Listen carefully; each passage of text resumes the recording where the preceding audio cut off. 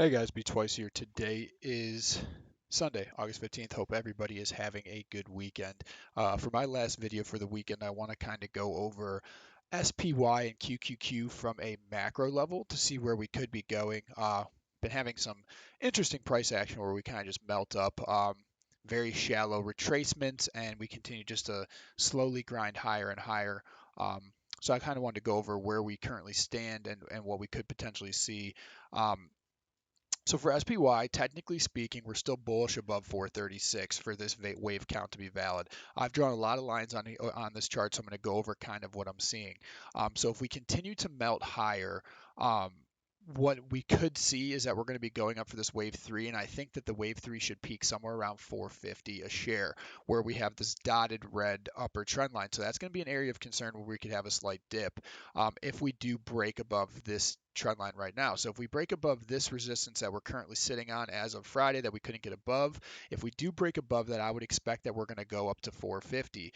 From 450 or maybe 449, somewhere in that ballpark, we should have some kind of retracement. Maybe we bounce it back off of this trend line that becomes support, who knows, but we're going to be heading down for a wave four. From there, we should see one last rally that will take us to a wave five peak, which I could see hitting all the way up at 460 or maybe a little less, depends how quick we get to this upper trend line. This upper trend line that I've drawn in red, I do not think that we're going to break. This is a trend line that we've peaked off of multiple times where we've kind of got a little bit above it, but ultimately been rejected. We have not successfully got above it at all. So with that being said, if we do get there, that's a serious area of concern.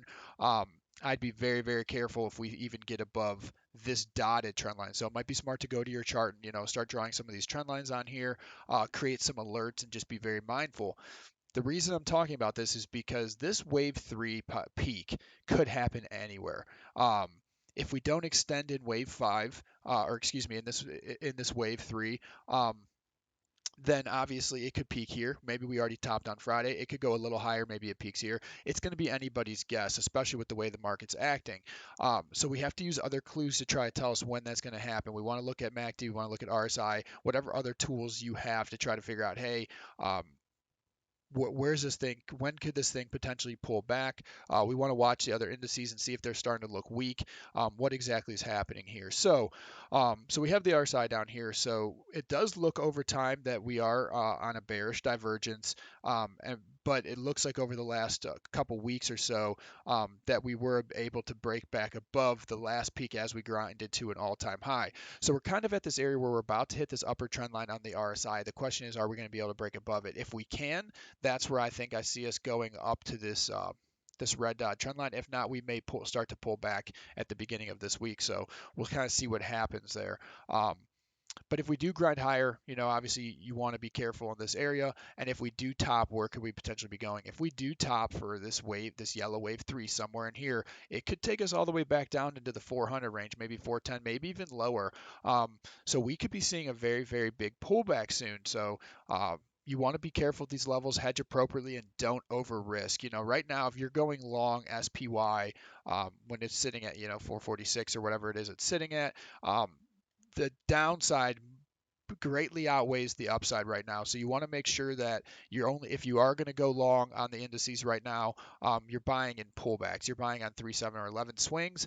Um, I wouldn't advise when we're up against these upper trend lines. So with that being said, that's what I see in SPY. It does look like we could still continue to melt higher, but it is very risky up here. All right, so let's take a look at QQQ. Um, so QQQ, it looks a little bit more concerning to me. I feel like it's losing momentum, it's losing strength. That's not a good thing. IWM looked pretty weak on Friday as well, so that's not a good sign either. We still remain bullish above 360, and we still have the possibility to finish off this five-wave impulse up to take us off for the up to finish off this five, which is also a wave three. So if we do continue to melt higher, what I think is going to happen is that we'll pop up, probably test this trend line, pull back, and then ultimately go back up and test it again, and then that would be our peak. We'll actually see a full five-wave move up to finish that off. It could take us somewhere between 370 to 380. Before I was favoring us getting all the way up to 380 before we do see our peak. That still could happen, but we need to start seeing some strength out of tech. A lot of tech does look like it's getting ready to make a move up this week. Apple, Facebook, and some other names look pretty good. With that being said, there is still a decent, I don't want to say really good, but there's still a decent chance that we will get back into these 370s and possibly even almost hit 380 before the market does completely melt down. Um, if we do top, where could this thing be going? Well, if we top and we break below 360, we're going to get to this support line very, very fast, which is going to be 350, between 355 to 350. From there, we could go as low as 340 to even possibly even lower, depending on how big of a drop that we see. So anywhere up in this range, we could potentially peak and not have a full 5 wave extension up here, and then there could be some serious downside coming. So you also want to be careful. Make sure you're not over risking, just like SPY. Don't, make sure you have hedge. Be smart about exactly what you're doing. So now let's look at the RSI. What are we seeing from the RSI? The RSI is not good. We are seeing divergence. We're seeing it coil. So now the question is going to be, where is this thing going? We need to get back above this upper trend line because um, there's no way for us to even make it to 370 or 374 without breaking back above. Maybe we could get to 370, but without breaking back above, we're not getting to 374. So early this week is going to be likely where we're going to see where this market is heading. Or maybe we'll just continue heading sideways. I mean, honestly, who knows? I don't think so. I think we're getting close to decision time on where is this market heading, and that's why you want to be super careful up here because, yeah, we could grind to 370, we could grind to 380, but the downside could be 340. It could be even less. I don't know if we would technically see if we could or would see tech go beneath 340, but it is possible because that is the 38.2% retracement. Um, so yeah, we want to be very careful up here in these levels. So all right, guys, if you like these videos, go ahead, hit like and subscribe.